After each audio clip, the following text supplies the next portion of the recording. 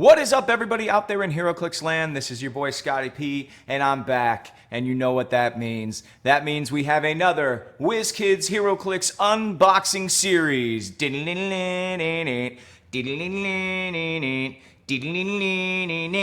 This time for X-Men the Animated Series. That is right, everybody's favorite 90s cartoon in the Marvel Universe is here in Clix form, and I could not be more excited! Rock! Man, this is right up my alley.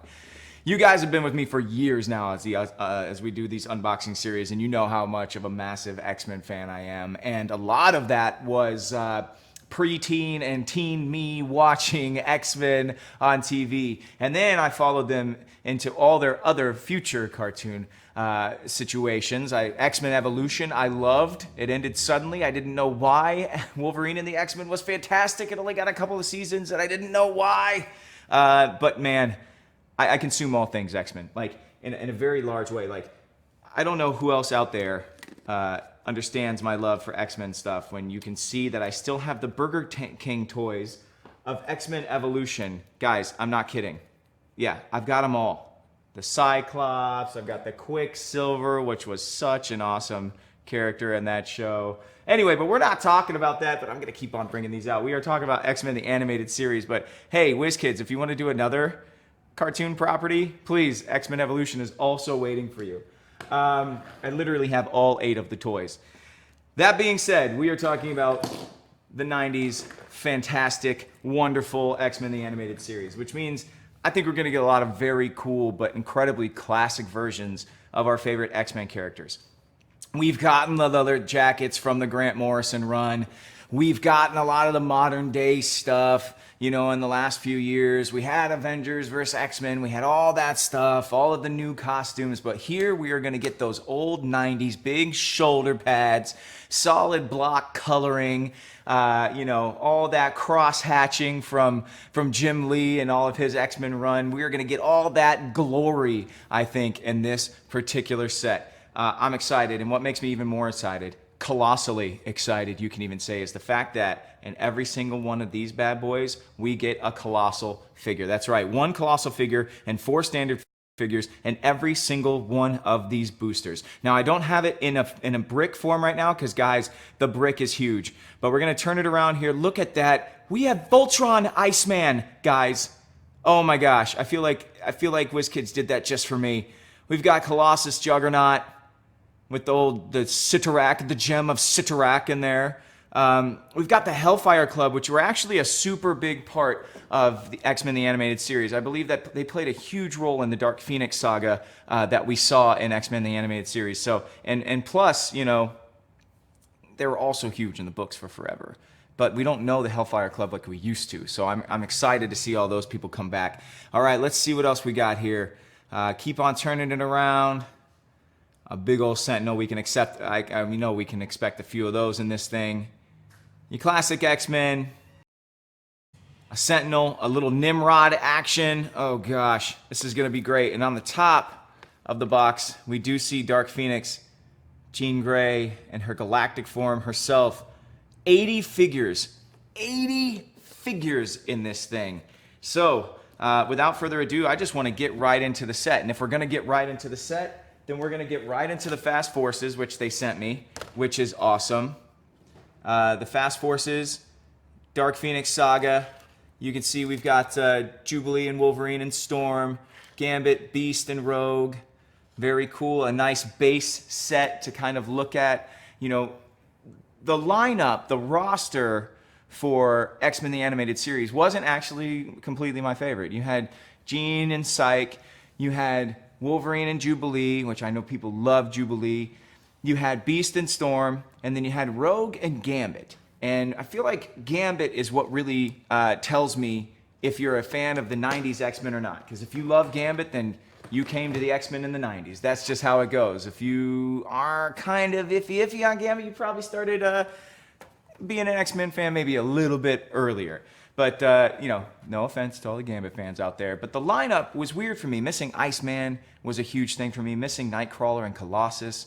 That was a little bit tough for me, but still, the cartoon included all of them over the course of time, and that's what that cartoon did so well, which is what makes this set incredibly hard to guess what we're going to get. Let's look at the token pack here real quick. Storm and Wolverine, Beast and Gambit, Rogue and Jubilee. Those Dark Phoenix dice are awesome, those Dark Phoenix dice there. Man, I could not be more excited. So without further ado, let's just get cracking. Any X-Men story that you really loved over time, you're probably going to find in X-Men the Animated Series. So any character that you're hoping might make the set does have a shot, period. A lot to do with the Brotherhood, a lot to do with, Mr. Sinister came into play a lot. The second season, Professor X and Magneto end up in the Savage Lands, or there's all that storyline. So at the end of the day, anybody could be in this set. Let's see who we have today. I just need to see that Iceman Voltron figure. If WizKids really does love me, they will have made sure that it's in here. But I'm not 100%. Whoa! Somebody just wanted to come right out there. Oh, whoa! Well, look at that. We've got our first Colossal. It looks like Exodus there. I'll pop the rest of these guys out. They are all individually bubble wrapped, which could make this video very long. But I'm going to pop out a few others while you take a little bit of a closer look at Exodus in a moment here. Looks like we've got Beast.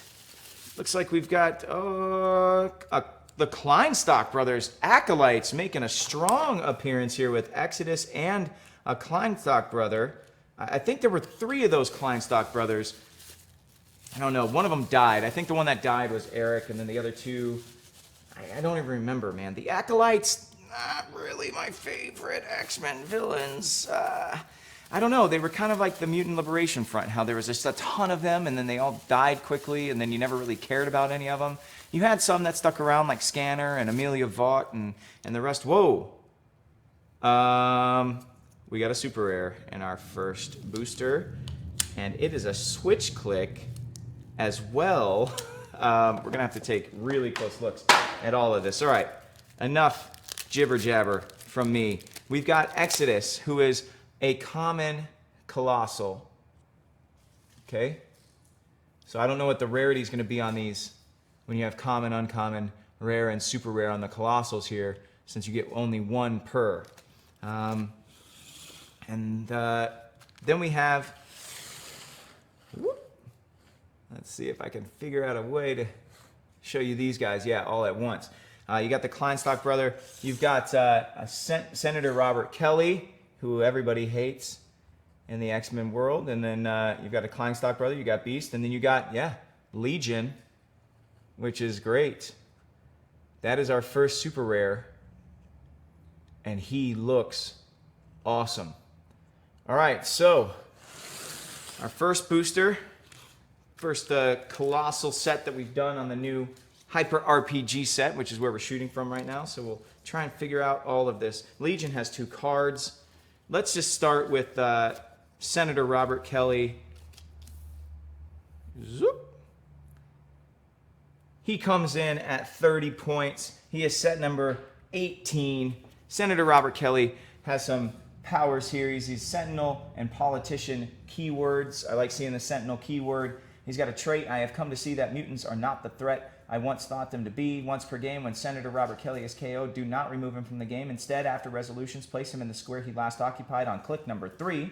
He can't be healed this game, and he is now friendly to your opponent's force and is not scored again. He's got another trait called Demagogue, perplex, but only target opposing characters. He's got one last special power. It's a damage power, stoking mutant hysteria, Mutant Registration Act, leadership. When Senator Robert Kelly uses it and succeeds, instead of normal effect, you may generate a Dark Phoenix number 6 Friends of Humanity character. If he is adjacent to 3 or more of the Friends of Humanity figures, you may generate a Sentinel instead. When generating either, roll for their trait to determine the starting click. So I'm guessing the Sentinel, the Colossal number 2 Sentinel, and the Friends of Humanity are all going to have various dials within their dial frame, so different starting lines.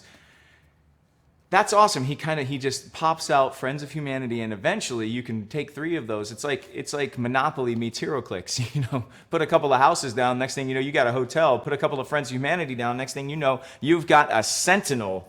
That is awesome. Great way to use him for such a character that could be really actually boring in Clix form. All right, let's move on to the next one. The next one, let's see the Kleinstock brother here.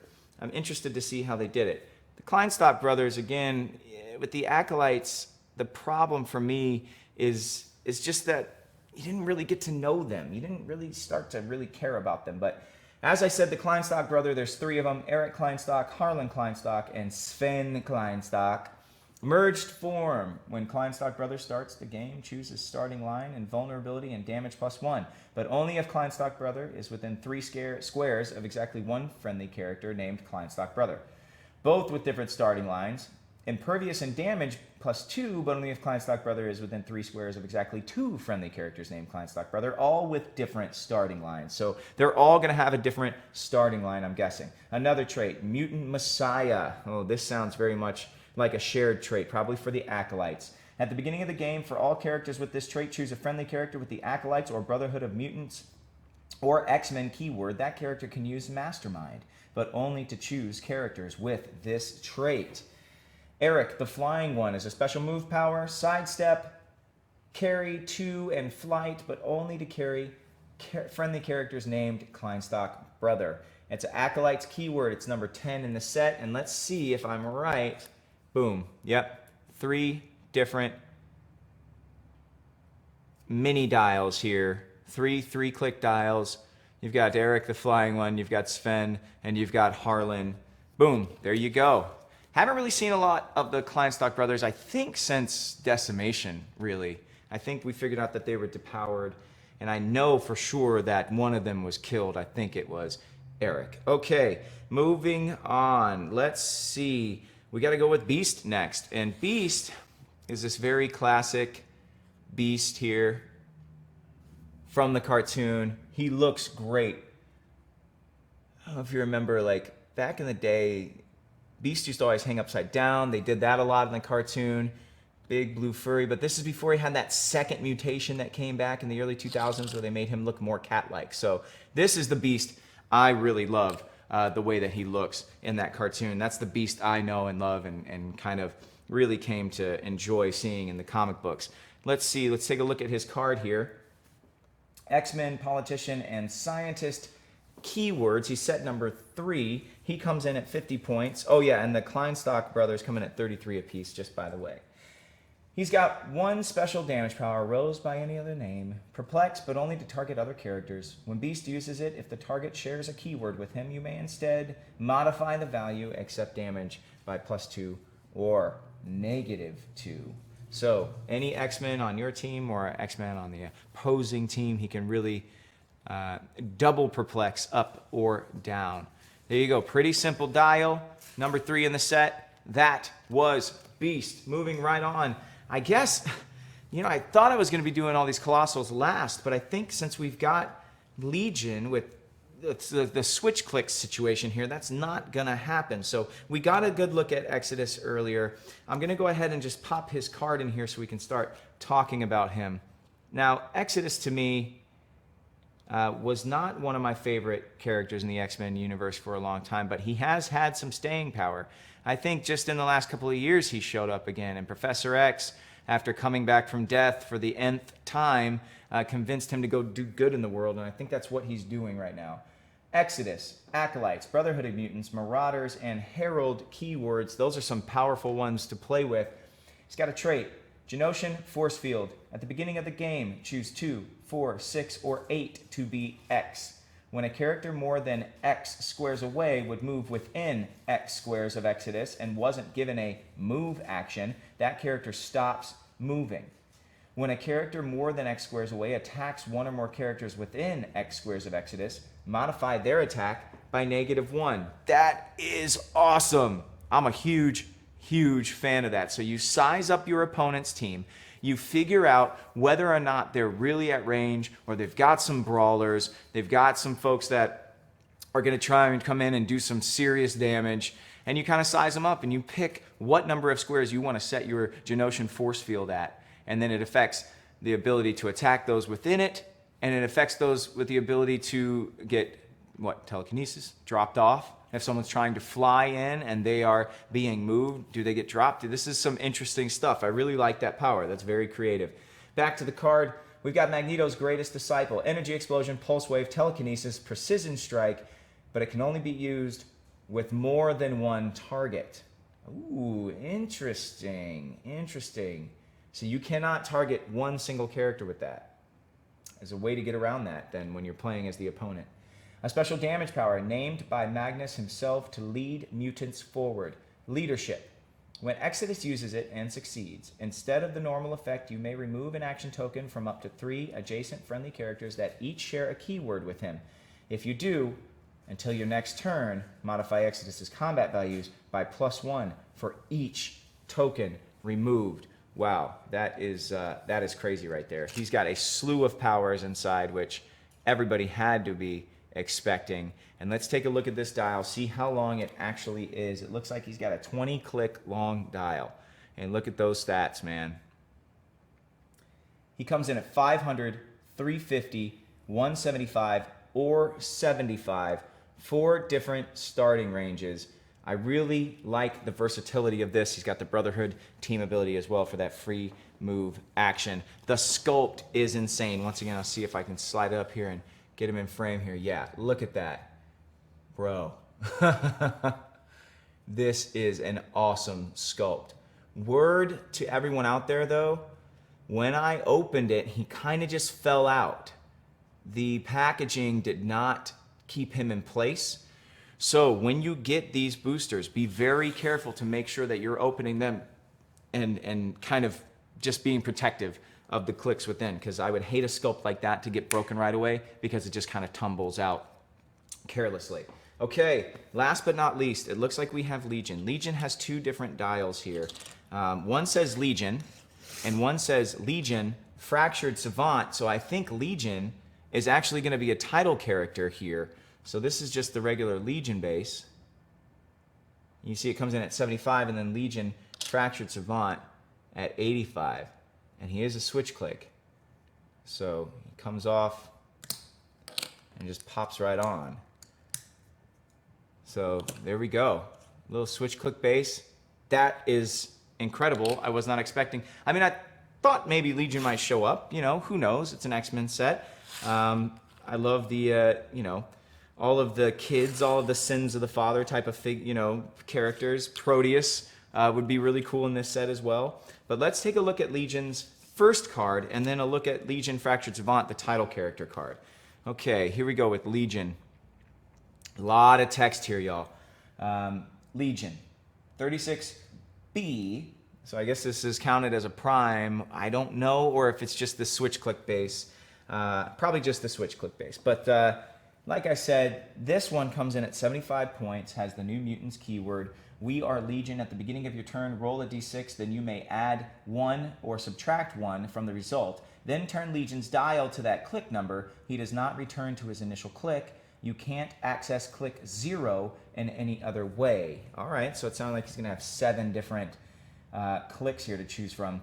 Escapee number 2, Chain. When this character hits with a close attack, after resolutions generate a chain bystander. Oh boy. Here we go. He just starts getting himself out there, multiplying and multiplying and multiplying. Living Voodoo Doll special defense power. When Legion takes damage from an opponent's attack while this power is displayed after resolutions, deal the attacker damage equal to the amount taken by Legion. Ouch! Super Mystics. Wow. Yeah. Look on the inside. Of course, Legion's going to have just a slew of powers, just like Exodus, you would expect, but even more. And then you can see the dial there. Now remember, he's got that 7 clicks and then an 8th click actually, because you can add 1 or subtract 1. So if you roll a 1, you can access 0 with that stat line, 9, 12, 19, and 5. Woo! Or if you roll a 6, you can add 1 to it and get to that 9, 12, 19, and 5 the other way. Yeah. This is awesome. So that's just normal Legion. Now we have Legion title character, Legion Fractured Savant.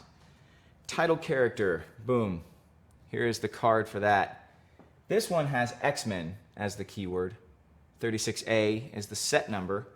See very basic powers there on the front. Numerous alters, each with their own power and their own personality. But then you open it up and we find out really what's going on. How you get your tokens added, how they get subtracted, what his title character powers are, what the plot abilities are. Let's see. When a title character activates a plot ability at the end of your turn, if it didn't attack an opposing character, deal it 1 avoidable damage. That happens all the time. When Legion Fractured Savant is KO'd, each opponent chooses 2 standard powers. Until your next turn, characters on that opponent's force can use those 2 powers. That is insane.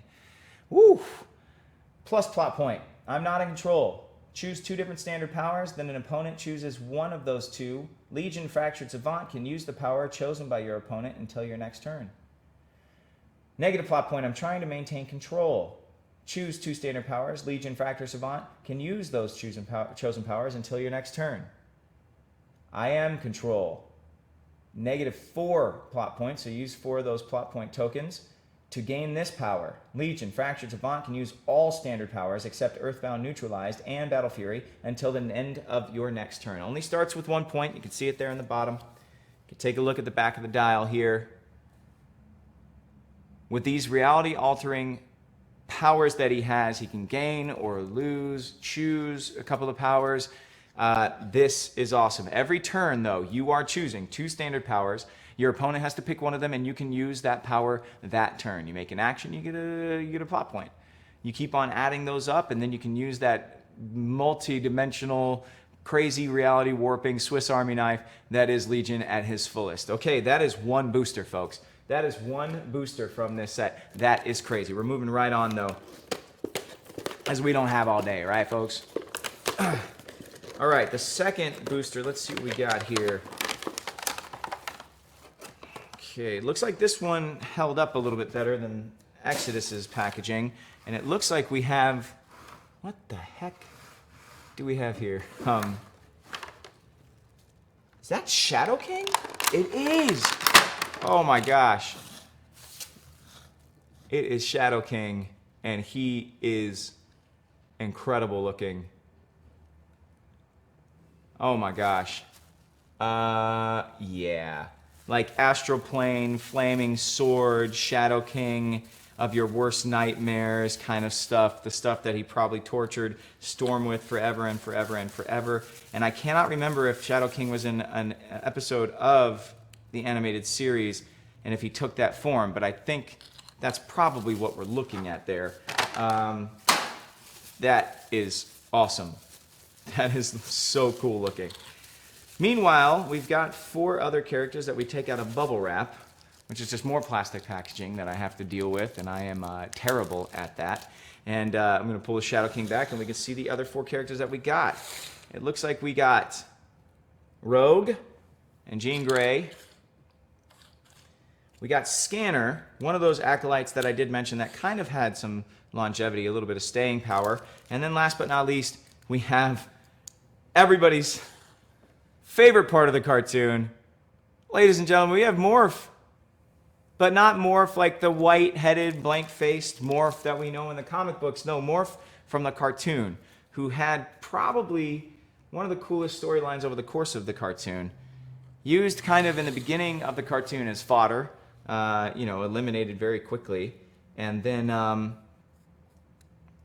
comes back a few times under different forms, and you kind of find out he wasn't actually killed, and then you find out he's got some history with Mr. Sinister, and then you find out that he's actually a good guy at heart, and there's just a lot going on with Morph, but I'm very excited to have him. Oh, and I did not notice that Shadow King is in fact a super rare Colossal. So we got 2 super rares on day 1. Oh man, this is awesome.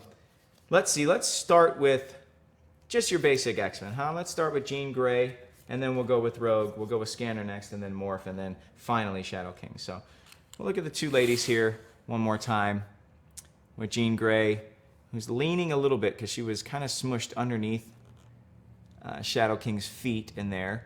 And Rogue, like I said, very classic costumes. Shoulder pads in full effect right now. We'll take a look at their cards. We'll start with Jean Grey. Jean Grey, as you would expect, X-Men keyword. Number 14 in the set. She comes in at 50 points. Has a trait, Scott! Unique modifier. At the beginning of your turn, you may choose a combat value. If Jean Grey is adjacent to a friendly character named Cyclops, modify the chosen combat value by +1. All right, not too bad. Force field protection. Special defense power. Toughness. Friendly characters that are adjacent or have the X-Men keyword can use toughness. So a lot of force field action between her and Exodus already very early in this set. You can see the dial there. A little bit of mind control, some telekinesis, psychic blast, that special toughness power, and we will move right into Rogue. Rogue is up next. She also has the X-Men keyword, but on top of that has the Brotherhood of Mutants. She's set number 2. She comes in at 60 points. She has a trait, come here, sugar. Steal energy, but only if Rogue hasn't been moved or placed this turn. So she has to get her hands on you, and they have to stay on you long enough for her to start siphoning your power and your life force all at the same time. On the back here, you can see her dial. Oh, look at the X-Men 92 comic cover. That's kind of cool. Came out a few years ago. There we go. So Jean Grey and Rogue's cards there. Now, something that's cool that happened a couple of years ago is the X-Men animated universe actually got assigned a number as far as the multiverse of Marvel. I think it's 92131. I think is the number designation that they gave to it. So 92, and this is when the cartoon first came out, and then 131. I don't know why 131, but 92131. I think that's right. You can fact check me out there though, because you've got the internet and I'm not using it right now. Let's go with Scanner next, and then Morph. So Scanner, pretty regular looking acolyte with that gold and purple and red color scheme. Like I said, you just never got to really know the acolytes all that much. So they didn't really land with me in the context of the X-Men overall story arc. I know they stuck around for a while. Fabian Cortez was just a nasty, nasty dude to start with, and so I hated them immediately. The whole Exodus versus Fabian Cortez was kind of really cool. Magneto coming back after thought to have been dead for a while was pretty cool, but for the most part, these people are kind of generic X-villains. But let's look at Scanner. She comes in at 40 points. Astral Scouting Mission. Power. Generate an Astral Scanner bystander, max of 1, up to 5 squares away. While that bystander is on the map, Scanner can't be given actions. Another trait, Mutant Messiah, which we've read already today, that I think we're going to see from a lot of the acolytes. If you want to hear that, go back earlier and you can hear it on the Kleinstock Brother. You can take a look at the Astral Scan though. It does have a trait itself. Astral Scanner doesn't block line of fire or require opposing characters to break away. Protected from Pulse Wave. Special movement power, communicate, and scout. Mind control, phasing, and teleport. Has some exploit weakness, has some super senses there. You can see her dial on the back here. Very cool. For me, I think it was after Asteroid M was destroyed, I think Cyclops and her ended up in the Australian outback. That's the only time I really got to care about or even really get to know Scanner. But some of those old stories are worth checking out. The Asteroid M stuff is really dope. Going into Avalon, which is really, really cool. And then, of course, they all end up kind of in Genosha, and that stuff ends horribly for everyone. But it's still kind of neat as well. Morph storyline in the animated series was way more than meets the eye very early on. Morph is 29A. Interesting. So we might be getting the regular Marvel continuity Morph? Not sure. Let me borrow that face as a trait. Shape change. When Morph uses it and succeeds, you may choose the new target. You must choose another legal target if able. If the shape change roll was 6, you may choose a character friendly to the attacking character. Target must be otherwise legal. That's very cool, giving you a little bit of chance to control where this shape change is actually landing. There you go. I remember Morph having just the most annoying laugh in the cartoon, though. The voice was hilarious for Morph. But he would cackle. He would like cackle at the end of every time he'd leave somewhere. That was like the Morph laugh. I'll never forget.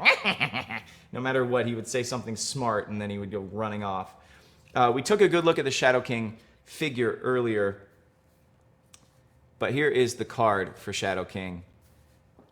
Brotherhood of Mutants, Monster, and Past. 23A. Man, there's a lot of A's happening in this set. I'm like, how many primes can there possibly be? So maybe it's not just about the primes. Shadow King, Brotherhood of Mutants, Monster, and Past. Trait, a being of the astral plane. Shadow King can reduce penetrating damage.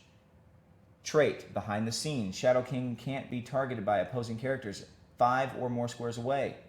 Special move power. You belong to the Shadow King now. Mind control, phasing teleport. Once per turn, when Shadow King uses either, after resolutions, he may use the other one at no cost. That's very cool. So phasing and then mind control on the same turn, like a running shot mind control. Yeah, that's ridiculous. A being of pure psychic destruction, penetrating psychic blast. When Shadow King KOs a character, after resolutions, deal 1 penetrating damage to each opposing character that was adjacent to that character. So a little psychic feedback to all of those adjacent to the target. Shadow King has 19 clicks. X-Men the Animated Series, Xavier Remembers is the significant appearance. So I'm guessing this shape is the shape that the Shadow King took in that episode. I do not remember it specifically. Those stats are ridiculous. 6 damage with that special Psychic Blast power. Oh my gosh. Doing 6 damage straight through and then Psychic Backlash to anybody adjacent to it. Whew! That Shadow King character is nasty. Let me see if I can get you one more up close look here on the Shadow King in just a moment. But there we have it. Once again, we are coming to you from Hyper RPG Studios in Studio City, California. We are so excited to share this set with you. The pre-releases start the first week of September, so make sure you call your local gaming shops, your local comic shops, figure out when they're going to have their product and when they're going to have their tournament, and start getting these figures in your hands immediately. I cannot wait for you to see them in person. This set has me giddy as a little schoolboy. I am so excited. Here's your other look at Shadow King up close. Man, these sculpts for the Colossals are already looking insane. I can tell you are going to get your money's worth. Once again, my name is Scott Porter. We will be back tomorrow for 2 more boosters undone of X-Men, the Animated Series, the HeroClix set. I can't wait to see you guys tomorrow, but until I do, may all your rolls be critical hits.